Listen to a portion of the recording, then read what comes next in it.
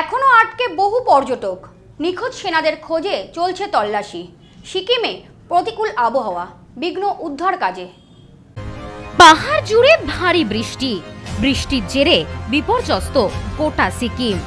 এখনো পর্যন্ত আটকে বহু পর্যটক, নিখোঁজ সেনাদের খোঁজে শুরু হয়েছে তল্লাশি। সিকিমের পাশাপাশি এবার বিপর্যয় নেমে এলো কালিম্পংয়েও। টানা বৃষ্টিতে সেখানে নেমেছে ধস, আটকে বহু পর্যটক।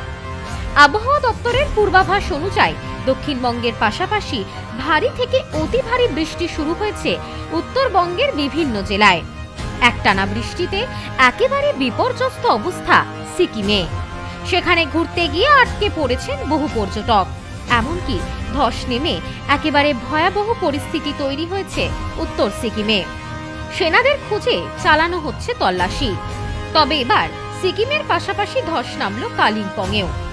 পাহাড় জুড়ে টানা বৃষ্টির জেরে বিপর্যস্ত গোটা সিকিম। মঙ্গলবার রাত থেকে টানা বৃষ্টি হয়েছে সিকিমে, ফলে প্রতিকূল আবহাওয়ার জন্য উদ্ধার কাজ ব্যাহত হয়েছে। বন্ধ রয়েছে হেলিকপ্টারে এয়ারলিফট। এদিকে সেনা ছাউনিতে ধসের ঘটনায় এখনো নিখোঁজ রয়েছে ৮ জন। তাদের খুঁজেও চলছে তল্লাশি। সেনার বিশেষ হেলিকপ্টারে করে 2 বিদেশি পর্যটক সহ বেশ কয়েকজনকে উদ্ধার করা হয়েছে। এখনো যারা আটকে রয়েছেন তাদের আকাশপথে উদ্ধার করা সম্ভব কিনা তা দেখা হচ্ছে। আবহাওয়া খারাপ হওয়ায় হেলিকপ্টারে উদ্ধার করা সম্ভব হবে না বলেই মনে করা হচ্ছে। তবে আবহাওয়া একটু স্বাভাবিক হলেই এয়ারলিফটের কাজ শুরু করবে সেনা। জানা যায় ইতিমধ্যেই এনডিআরএফ এর 23 জনের একটি দল ছাতেনে পৌঁছেছে। লাচেন এবং ছাতেনের মাঝে সেনা একটি ফুটব্রিজ তৈরি করেছে, যাতে লাচেনে আটকে থাকা পর্যটকদের ছাতেনে এনে সেখান থেকে পরে হেলিকপ্টারে উদ্ধার করা যায়। এখন সবটাই নির্ভর করছে আবহাওয়ার উপর।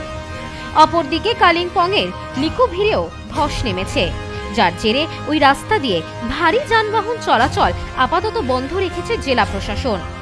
একদিকে ভারী বৃষ্টি, অন্যদিকে ধস নেমেছে রাস্তায়।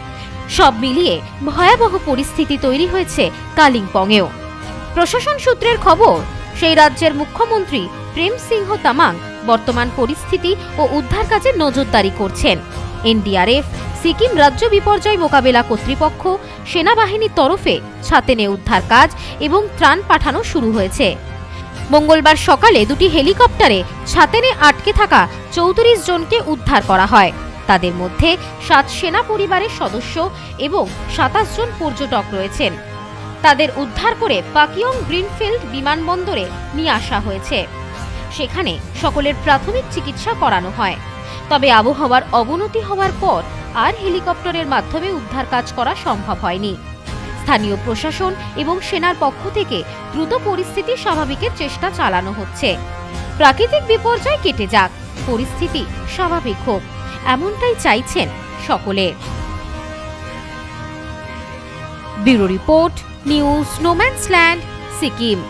সম্প্রীতি guest house hotel and restaurant. সমস্ত আধুনিক সুবিধাযুক্ত AC double bedroom, standard double bedroom, twin bedroom, deluxe double bedroom. আমাদের হোটেলেই রয়েছে বাঙালির খাবার সহ মাল্টি কুইজিন রেস্টুরেন্ট। শহরের মধ্যে অথচ সম্পূর্ণ নিরাপদ পরিবেশে থাকা খাওয়ার একমাত্র ঠিকানা Sampriti guest house hotel and restaurant, Chakdah road, টবাজার, বনগাঁ। ফোন 03215257603।